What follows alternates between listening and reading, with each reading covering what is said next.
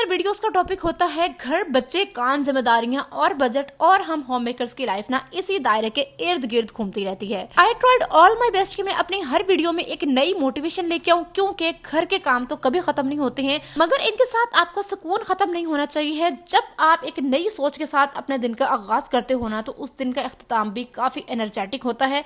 जब नीयत खुद को थकाना नहीं बल्कि आसानी पैदा करना होना, तो दिन खुद ब खुद हल्का लगने लगता है। आज मैं आपके साथ अपनी वही रूटीन शेयर करूंगी जो मुझे मसरूफ भी रखती है और पुरसुकून भी। अस्सलाम वालेकुम जी and welcome back to my channel.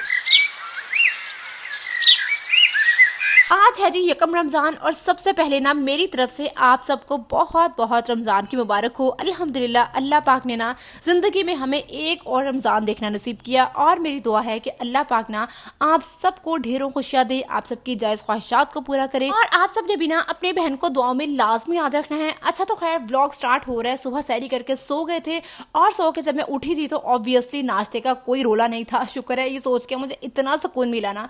तो खैर उठते साथ ही मैंने वजू किया, नवाफिल अदा किए, आधा पारा कुरान पाक का पढ़ा। उसके बाद फिर मैंने सोचा कि फटाफट से डस्टिंग वगैरह कर लेती हूँ, अशर की ड्रेस शर्ट्स इस्त्री कर लेती हूँ। अच्छा यहाँ पे ना ये काम करते हुए मैं सोच रही थी कि पिछले रमजान में ऐसा किया करती थी कि रमजानुल मुबारक स्टार्ट होने से पहले पहले सारे कपड़े इस्त्री कर लेती थी, डीप क्लीनिंग कर लेती थी, ताकि रमजान में मुझे कुछ ना करना पड़े।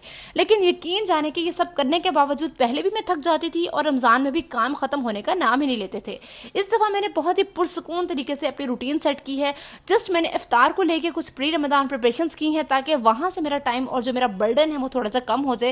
लेकिन बाकी रूटीन के काम मैंने सोचा है कि इंशाल्लाह ताला मैं रमजान मुबारक में भी कंटिन्यू रखूंगी। हाँ, आप इस तरह भी तो कर सकते हो ना कि काम करते करते आप अपने मुंह से जिक्र इस्कार करते जाओ, तस्बीहात वगैरह पढ़ते जाओ, तो इससे भी हमें सवाब मिलता है। और दूसरी चीज ये कि जब आप काम को इबादत की नीयत से करते हो ना, तो वो काम काम नहीं रहता बल्कि इबादत बन जाता है और उस काम का हमें सवाब भी मिलने लगता है। अच्छा अब्दुल, मुझसे पहले ना मेरे पास खुला टाइम होता था, नवाफिल पढ़ने हैं, जिक्र अस्कार करना है, कुरान पाक पढ़ना है, और इसके बाद से ना अब नवाफिल को तो छोड़ो, मैं जिक्र अस्कार तो सुबह शाम के फिर भी कुछ मेरे स्किप हो जाते हैं, कुछ ना कुछ जो याद रहते हैं वो कर लेती हूँ।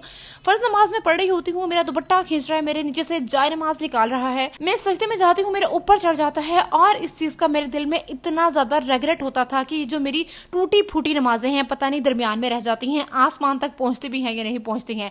और इस चीज को लेकर मैं इतना ज्यादा परेशान थी। और फिर अल्लाह की तरफ से एक दिन मुफ्ती तारिक मसूद का बयान मेरे सामने आ गया कि एक औरत जो कि साहिब औलाद है और उसका बच्चा उसको बार बार तंग कर रहा है और वो औरत जल्दी जल्दी में नमाज पढ़ रही है, उसकी नमाज उस औरत की नमाज से बेहतर है जो कि बे औलाद है। और यकीन मानो इस चीज से मुझे इतना हौसला मिला, इतना मुझे सुकून मिला कि अल्लाह पाक तो जानते हैं ना कि मैं कोशिश तो कर रही हूँ, मैं पढ़ तो रही हूँ ना, और कबूल करने वाली जात अल्लाह पाक की है। तो आपने कोशिश जरूर करनी है, अपने फर्ज नमाजों के साथ साथ ना रमजान मुबारक में जिक्र अस्कार भी बढ़ा दिया करें, नवाफिल भी पढ़ा करें। आम रूटीन में तहज्जुद के लिए उठना बहुत ज्यादा मुश्किल है और रमजान मुबारक में तो तहज्जुद पढ़ना कोई मुश्किल काम नहीं है।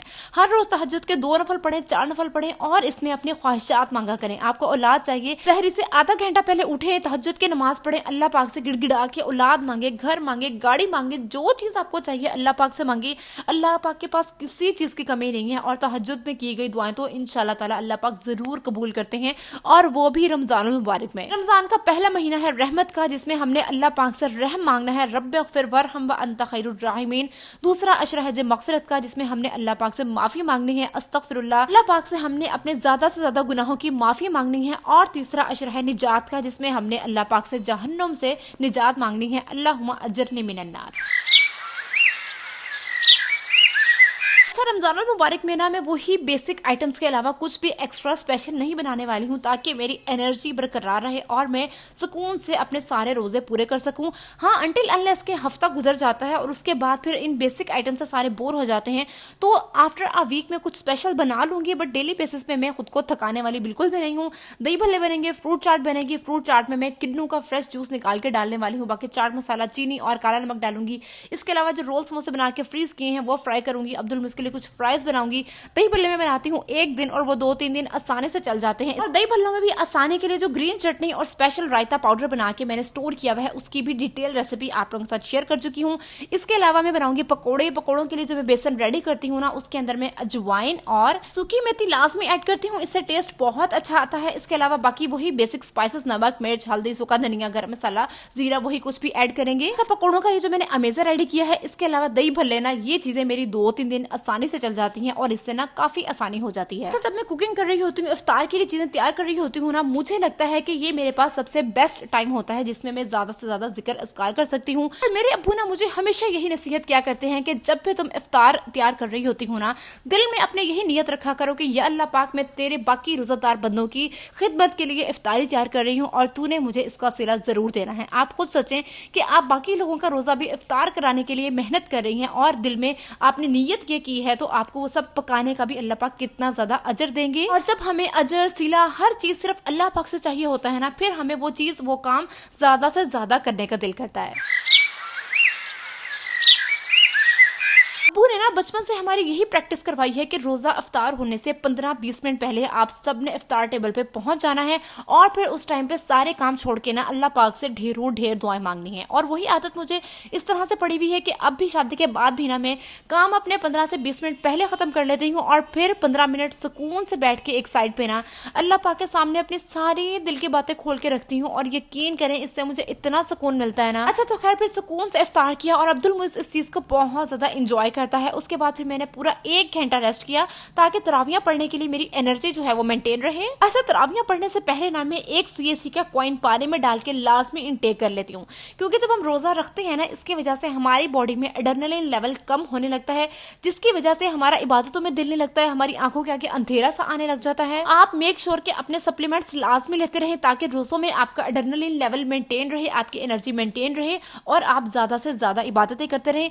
अच्छा, इसके अलावा ना यहाँ पे मैं एक और काम करती हूँ कि देखिए, हम जब कुरान पाक पढ़ रहे होते हैं ना, आधा पारा पढ़ लेते हैं, उसके बाद हमारी आंखों के आगे अंधेरा आने लग जाता है और उसके बाद जब हम कुरान पाक पढ़ रहे होते हैं ना, ऐसा लगता है कि हम बहुत ही मजबूरी में पढ़ रहे हैं, पढ़ हम रहे होते हैं, हमें समझ नहीं आ रही होती कि हम क्या पढ़ रहे होते हैं और हम पूरी कोशिश करते हैं कि भाई किसी ना किसी तरह हमने आज पारा पूरा कर लेना है। आप लोग ऐसा ना किया करें, जब आपने कोई इबादत करनी है तो उसे दिल से ही करें।